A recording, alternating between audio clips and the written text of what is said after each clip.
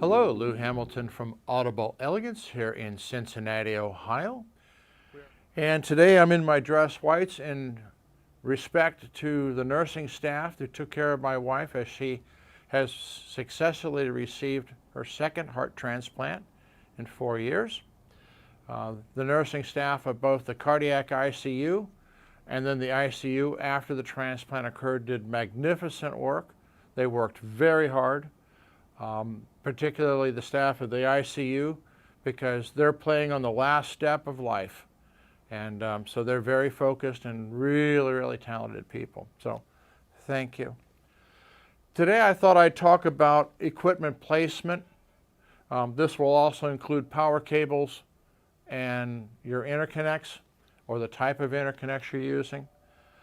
But this is oftentimes one of the biggest problems we run into. We talked about cabinetry and cooking your own equipment, so you can go off and look at that one. Today we want to talk about the relationship of equipment to each other. And one of the biggest results of bad placement is hum or noise. Now, the hum was more common early on. Noise is a little different. We'll get to that one. But the hum often was the result of placing items that had large transformers in them. That could be your power amplifiers, typically in close proximity to preamps, particularly the phonostages, because they would pick up that AC hum field. Particularly if the amplifiers used I-core transformers as opposed to toroidals. And so you would get this hum within the rack that you have. So the distance between the equipment, between something that has large transformers and those which don't, becomes important, particularly if you're talking phonostages, preamplifiers, dealing with low-level signal. So be very careful about proximity where you put things. Sometimes it's actually better not to be, vertical, but you can actually get better results if you're horizontal. You avoid a lot of it. Now, the other area where hum would come in would be where you have your interconnects, single-ended in particular, running around transformers. Or like the wall warts, you have a little cord and it lays on the floor and your interconnect's running by it. Ta-da, hum. We had that here. We had to figure out what it was.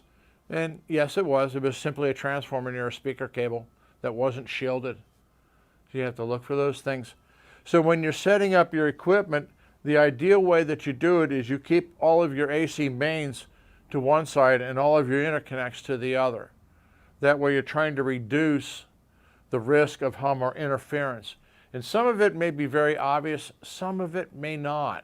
It's just kind of there until you fix it and then it's gone. A sort of silence, as I would call it. So that's the hum portion. Noise. Noise became a real problem with the introduction of digital devices. And you can turn around, if you still have one, your CD player, and you'll actually see an FCC registration number on it. And that's because they do emit RF, and there's a strict band of how far that RF can be emitted, particularly outside of your home, which is a no-no. So these devices, digital devices, can create a noise that shows up in the equipment. Again, in proximity to preamplifiers in particular. Some vacuum tube amplifiers I've seen get hit with it, and phonostages. So keeping digital devices away from the sensitive things, again, is very important. And that's principally where the noise is coming from. We're not talking about mains feed and the noise that happens that way. But the digital devices introduce a lot of things. Keep in mind that a lot of the home theater receivers now are packed with, digital devices And there we go again. So what that's doing to the quality of the signal that you're trying to work with, I would imagine varies from manufacturer to manufacturer.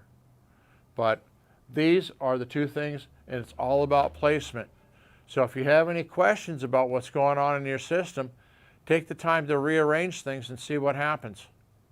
You might be very pleasantly surprised, or conversely horrified and put it right back where you had it. That's the way it is with these two puppies. So thank you. Bye-bye.